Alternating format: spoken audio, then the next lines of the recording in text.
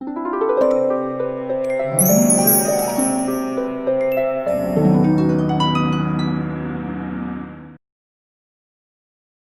गांव में पारस नाम का एक लड़का अपनी माँ के साथ रहता था।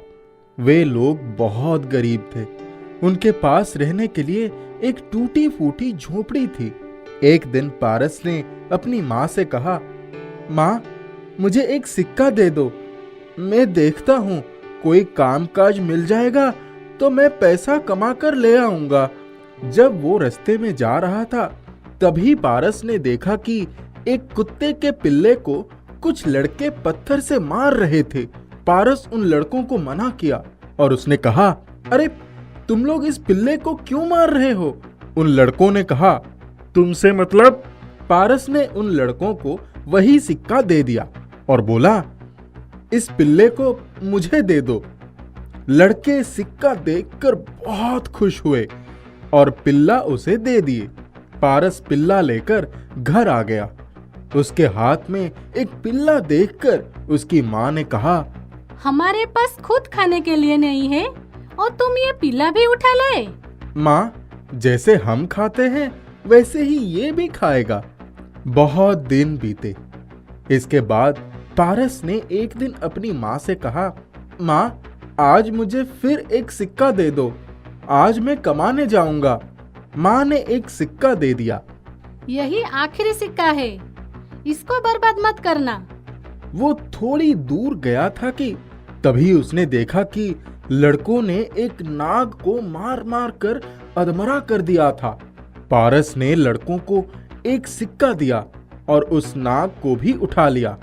माँ ने जैसे ही नाग देखा उसके शरीर में कंपकपी छूटने लगी। ये क्या उठा लाए? माँ, जैसे कुत्ते को पालेंगे वैसे ही इसको भी पाल लेंगे। इसको ज्यादा कुछ नहीं देना पड़ेगा।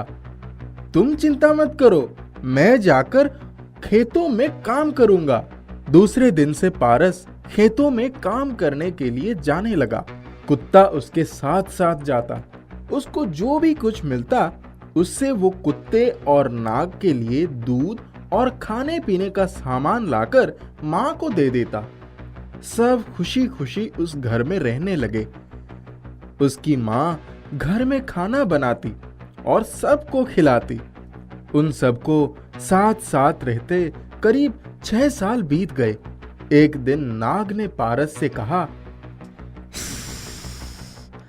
अब तुम्हारे साथ रहते रहते बहुत दिन हो गए। अब मुझे अपने ठिकाने पर जाना होगा। मेरे सभी भाई बहन मुझे ढूंढ रहे होंगे। तुम मुझे मेरे घर पहुंचा दो। आज तक तुम्हें अपने घर की याद नहीं आई, अब तुम जाना चाहते हो? तब वो नाग बोला कि मैं तुम्हें अपनी जान बचाने के लिए कुछ इनाम देना चाहता हूँ, इसलिए तुम मुझे लेकर मेरे देश चलो। चलो ठीक है। वो उसको लेकर जाने के लिए तैयार हो गया, लेकिन जहां जाना था वहां जगह बहुत दूर थी। तुम कुत्ते को भी साथ ले लो। तुम उसके ऊपर बैठ जाओ और तुम अपनी आंखें बंद करके एक बार बोलना कि मुझे नागों के देश में ले चलो। पारस चुपचाप कुत्ते के ऊपर बैठ गया। पारस ने आंखें बंद की और कहा, मुझे नागों के देश में ले चलो। कुत्ता घोड़े से भी तेज हवा की रफ्तार से नागों के देश पहुंच गया। वे तीनों वहां एक पेड़ के नीचे बैठ गए। तब नाग ने कहा कि मैं यहीं रहता हूँ।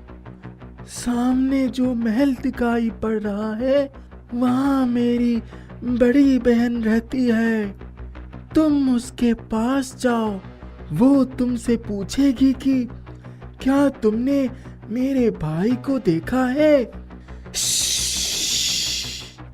तुम मुझसे कह देना कि हाँ, मैंने देखा है और मैं तुम्हें उससे मिलवा भी सकता हूँ।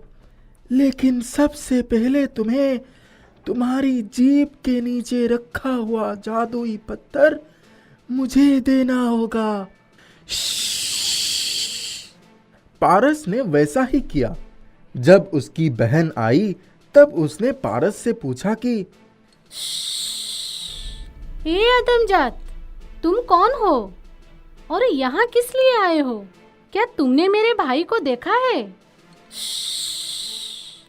मैंने तुम्हारे भाई को देखा है और मैं तुम्हें उससे मिलवा भी सकता हूँ, लेकिन उसके लिए तुम्हें अपनी जीभ के नीचे रखा हुआ वो जादुई पत्थर मुझे देना पड़ेगा। उसकी बहन ने कहा, मैंने 7 सालों से अपने भाई को नहीं देखा है और अगले 7 सालों तक नहीं देखूंगी तो भी कोई फर्क नहीं पड़ेगा। मैं तुम्हें वो पत्थर नहीं दे सकती। वापस आकर पारस ने नाग से बताया कि तुम्हारी बहन ने पत्थर देने से इनकार कर दिया। कुत्ते के ऊपर सवारी करो और फिर दूसरी जगह चलते हैं। वो कुत्ते के ऊपर बैठ गया और बोला, मुझे इस नाग की छोटी बहन के पास ले चलो। कुत्ता हवा से भी तेज रफ्तार से उड़ चला। जब वे छोटी बहन की हवेली के पास पहुंचे तब वो तीनों एक पेड़ के नीचे रुक गए और नाग ने कहा कि अब तुम मेरी छोटी बहन के पास जाओ और उससे भी वही बात दोहराना। वो जब उसकी बहन के पास गया तब उसकी बहन ने कहा, हे आदमजात, तुम कहाँ से आए हो? क्या तुमने मेरे भाई को देखा है? मैंने उसको 9 साल से नहीं देखा। हाँ, मैंने तुम्हारे भाई को देखा है और तुम्हारे भाई से मैं तुम्हें मिलवा भी सकता हूँ, लेकिन उसके लिए मुझे तुम्हारी जीभ के नीचे रखा हुआ जादुई पत्थर चाहिए। मैं अपने भाई से मिलने के लिए कुछ भी कर सकती हूँ। पहले तुम मुझे मेरे भाई से मिला दो। पारस गया और नाग को ले आया। वे दोनों भाई बहन गले लगकर खूब रोए। नाग ने कहा, बहन, इस पारस ने ही मेरी जान बचाई थी, वरना लड़कों ने तो मुझे मारकर अधमरा ही कर दिया था। उसके बाद 7 दिन तक छोटी बहन के महल में दावत चलती रही। अब मुझे जाना होगा।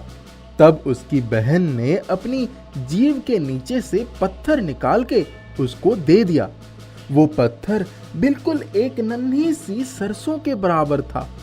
बहन ने पारस से कहा, तुम इसको अपनी जीभ के नीचे रख लो, जो भी मांगोगे तुम्हें मिल जाएगा। लेकिन ध्यान रखना कि तुम इस पत्थर के बारे में किसी को नहीं बताओगे। अगर तुमने पत्थर के बारे में किसी को बता दिया तो तुम्हें जो भी चीजें मिलेगी वे सारे खत्म हो जाएंगी। ठीक है। वहां से विदा होकर वो अपने कुत्ते को साथ लेकर बाहर निकला। पारस ने आंखें बंद की और कहा, मैं अपने घर जाना चाहता हूँ। पलक झपकते ही वो अपने आंगन में खड़ा था। उसकी माँ ने उसको देखा तो वो भागती हुई आई और बोली, पारस, तुम इतने दिनों से कहाँ गए हुए थे? मैं तो तुमको ढूंढ ढूंढ कर परेशान हो गई। उसकी माँ ने उसको देखा तो वो भागती हुई आई और बोली, माँ, तुमने खाना खा लिया? हाँ, मैंने खा लिया। पारस ने आंखें बंद की और कहा, मेरी माँ के लिए पसंद की खाने की चीजें ले आओ। देखते ही देखते उनके छोटे से घर में ढेरों व्यंजन आ गए। माँ ने हैरान होकर कहा, मैं तो तुमको बहुत साधारण समझती थी, लेकिन तुम तो बहुत ही होनहार निकले। माँ, तुम खाओ ना। थोड़ी देर में पारस ने फिर आंखें बंद की और कहा, मेरे पास एक बहुत बड़ी हवेली और बाग बगीचे हो जाए। पलक झपकते ही उनका घर एक हवेली में बदल गया और चारों तरफ बाग बगीचे लग गए, जिसमें सुंदर सुंदर रंग बिरंगे पंछी कलरव कर रहे थे। उसकी माँ बहुत खुश हुई। तुम पागल तो नहीं हो गए? राजा अपनी बेटी से तुम्हारी शादी क्यों करेंगे? उनकी बेटी के लिए हजारों राजकुमारों की लाइन लगी है। माँ, तुम जाओ ना। उसकी माँ उसकी बात मानकर कुछ फल और मिठाइयाँ साथ लेकर राजा के पास गई। राजा ने पूछा, अरे तुम किस लिए आई हो? महाराज, मैं अपने बेटे के लिए आपकी बेटी का हाथ मांगने आई हूँ। तुम्हारा बेटा अगर मेरी 3 इच्छाएं पूरी कर देगा तो मैं अपनी बेटी का हाथ तुम्हारे बेटे के हाथ में दे दूंगा। हुजूर, आप बताइए। मैं चाहता हूँ कि एक रात में मेरे महल से लेकर करीब 5 किलोमीटर तक एक लंबा चौड़ा चांदी का पुल बन जाए। दूसरी इच्छा है कि मेरी रियासत के अंदर एक ऐसा बगीचा हो जिसमें सुनहरे फल लगे हों। तीसरी इच्छा यह है कि मुझे एक ऐसा कुआं चाहिए जिसकी दीवारें सोने की हो और उसकी मुंडेर पर रेशम की डोरी लगे 2 सोने के पेड़ हो। उसकी माँ ये सब सुनकर निराश होकर वापस लौट आई। उसने अपने बेटे से सारी बातें बताई। माँ, तुम चिंता मत करो, जाओ सो जाओ। जब राजा दूसरे दिन सोकर उठे तो उनके दरबारियों ने आकर बताया कि महाराज, पुल भी बन गया, बगीचा भी लग गया, जिसके सारे पेड़ों में सुनहरे फल लगे हैं, और कुआं भी बन गया जिसकी दीवारें सुनहरी हैं। वहाँ 2 सोने के घड़े और रेशम की डोर भी रखी है।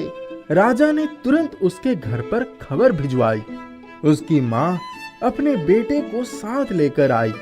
राजा ने कहा, मैं तुम्हारे बेटे को अपना दामाद बनाने के लिए तैयार हूँ। राजा ने बड़ी धूमधाम से राजकुमारी की शादी पारस के साथ करवा दी। वे दोनों खुशी खुशी रहने लगे। राजा के दरबार में एक मंत्री था जिसका बेटा राजकुमारी से शादी करना चाहता था। उससे उनकी खुशी देखी नहीं जा रही थी। एक दिन जब पारस जंगल में शिकार खेलने गया था, तब मंत्री के बेटे ने राजकुमारी से कहा, तुम्हारा पति तुमसे कोई बात छुपा रहा है। उसने जितनी जल्दी राजा के बताए सारे काम किए, वो तो कोई जादुई शक्ति वाला इंसान ही कर सकता है। क्या तुम जानती हो? नहीं, वो तो है ही पराक्रमी। फिर मंत्री के बेटे ने कहा, अच्छा, आज उससे पूछना। जब रात को पारस अपने कमरे में आया, तब राजकुमारी ने उससे पूछा कि तुमने इतने सारे काम एक रात में कैसे पूरा कर लिए? ना ही पूछो तो अच्छा है, वरना सब कुछ खत्म हो जाएगा। राजकुमारी ने उसकी एक ना सुनी। वो जिद पर अड़ गई। मैं तुम्हारी पत्नी हूँ, तुम मुझसे कोई बात छुपा नहीं सकते। मजबूर होकर उसे सब कुछ अपनी पत्नी को बताना पड़ा, और जैसे ही उसने अपनी पत्नी को सारी बातें बताई, पलक झपकते ही वो फिर से अपनी टूटी फूटी झोपड़ी में पहुंच गया। राजकुमारी अकेली रह गई। सारे पुल, बाग बगीचे, कुआं, सब कुछ गायब हो गया। राजकुमारी को अपनी जिद की बहुत बड़ी कीमत चुकानी पड़ी। जब वो पारस के पास गई तो पारस उसे भूल चुका था। वो चुपचाप अपने कुत्ते के साथ खेलता रहा। राजकुमारी अपनी आंखों में आंसू लिए वापस आ गई।